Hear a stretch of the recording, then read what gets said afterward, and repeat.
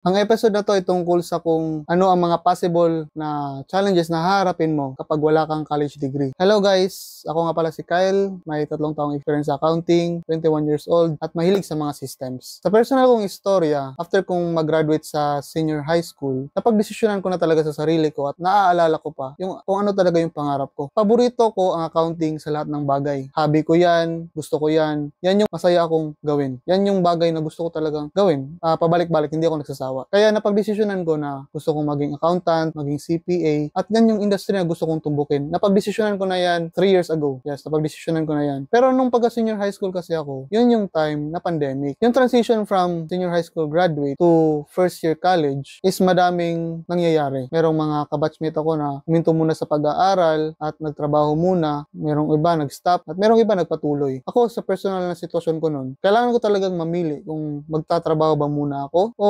magpatuloy sa pag-aaral. Nandiyan, meron akong choice na mag-aral at meron akong choice na magtrabaho muna at kumita ng pera. Ang napagdesisyonan ko din that time is kumita muna ng pera. At doon na nag-start ang mga challenges na naharap ko as someone na wala pang college degree. Kaya isi-share ko yan sa episode na to. Okay, start na tayo. Isa sa mga possible challenges na pwede mong harapin kapag wala kang college degree ay ang you feel less credible. Sa personal kong paniniwala, ang credibility is something na you earn, something na pinaghirapan, something you put effort, and something na pinaghirapan mo, diba? Something na pinagpatakan ng dugot pawis mo. Kapag nagsisimula ka, especially kapag wala kang college degree, normal lang na lahat or halos lahat ng nasa paligid mo ay makaka-feel or ang tingin sa'yo ay less credible ka pa. Kasi nga, nagsisimula ka pa lang, tapos wala ka pang college degree.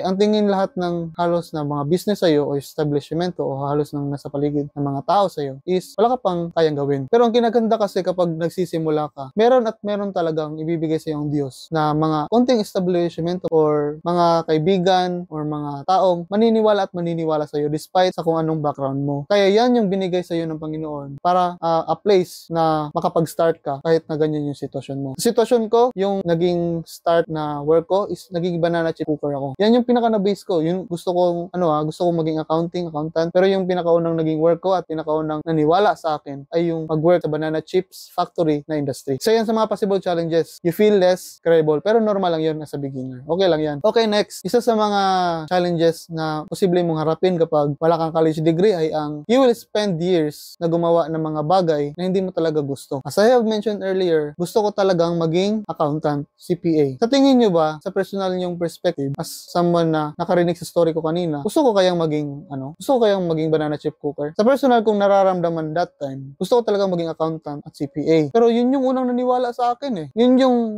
first business na naniwala sa akin na kaya kong i-deliver yung trabaho na yun. Yun yung place na makakapag-start na kung mag-earn ng pera as someone as walang college diploma, walang college degree. Kaya yun yung pinakaunang naging work ko. Pero hindi ko tinitingnan as mababa yung banana chip cooker. In-enjoy ko yun. Halos hindi nga ako mag-quit doon kasi napakasayang environment. Ang dami kong genuine friends doon.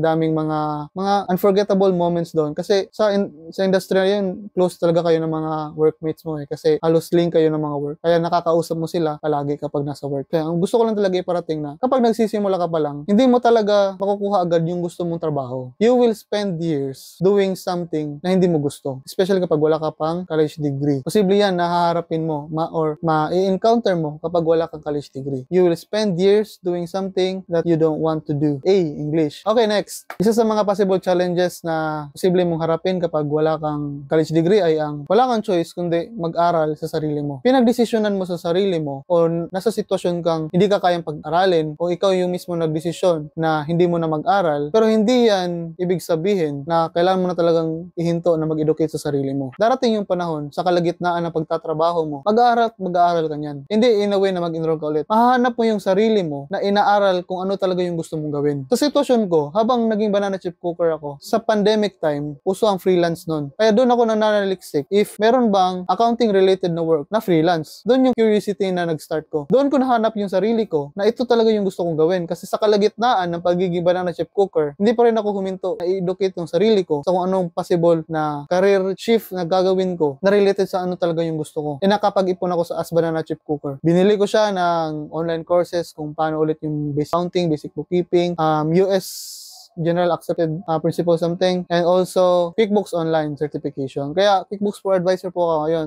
Maalam ako sa mga halos accounting software sa US at also dito sa Pilipinas. Kasi halos na-try ko na yan lahat. So, yun yung nahanap ko sa sarili ko. Na kahit nasa ganun akong sitwasyon, nahanap ko yung sarili ko na nag-aral sa kung ano talaga yung gusto kong gawin sa buhay. Kaya yun, fast forward, nag-aral ako as freelance bookkeeper. Kaya pagkatapos ko mag-graduate sa online courses, pagka-onboard ko ng first client ko as online bookkeeper, nag-quit agad ako sa banana chip cooker. Gusto kong mag-focus at i-optimize o i-maximize yung opportunity na nagka-kliyente ako at nagka-work ako na related sa gusto kong career. At doon nagsimula yung mga experience ko sa accounting. Nabanggit ko, di ba? May 3 taon akong experience sa accounting. Sa 3 taon niya, nagsimula yan sa 2 taon na naging freelance online bookkeeper po ako. Kaya halos nagamay ko na po yung mga platform or mga accounting software na nasa US. Kasi yan po yung naging career ko for the first 2 years. And marami akong nakilala dyan. Ito ba sinishare sa inyo to? Sinishare ko to sa inyo para bigyan kang pag-asa. Hindi porket wala kang college degree, hindi mo na makakamit yung gusto mong gawin. Hindi porket wala kang college degree ngayon, hindi mo na makakamit yung college degree na yan in the future. Ang school, andyan lang yan palagi. Pwede mo siyang balikan anytime at hindi pa huli sa taong gustong magsimula. Mag-enroll ka ulit kung meron ka ng pera, kaya mo nang sustain yung sarili mo. Mag-aral ka ulit, in-encourage kita kapag gusto mong makakuha ng college diploma. Pero ang ibig kong sabihin sa video na to, kung gusto kong iparating talaga is, hindi porket wala ka pang college degree ngayon,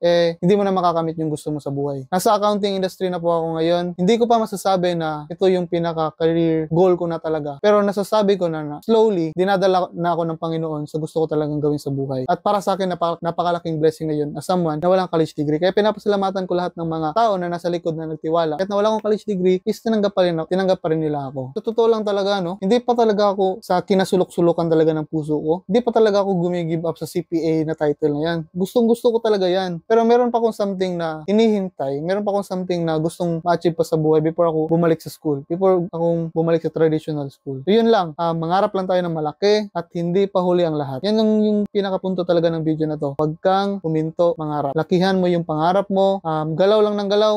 Masalamatan mo yung mga nagtiwala sa'yo. At don't forget, consistent lang dapat. Gawin mo ang dapat mong gawin. Maging hardworking ka. Don't stop na educate yung sarili mo. Yun lang talaga sa video na to. Maraming salamat sa panonood. At I am so proud of you. God loves you. I love you. At palaging tandaan at huwag kalimutan na ang faith without action is fiction. Bye guys!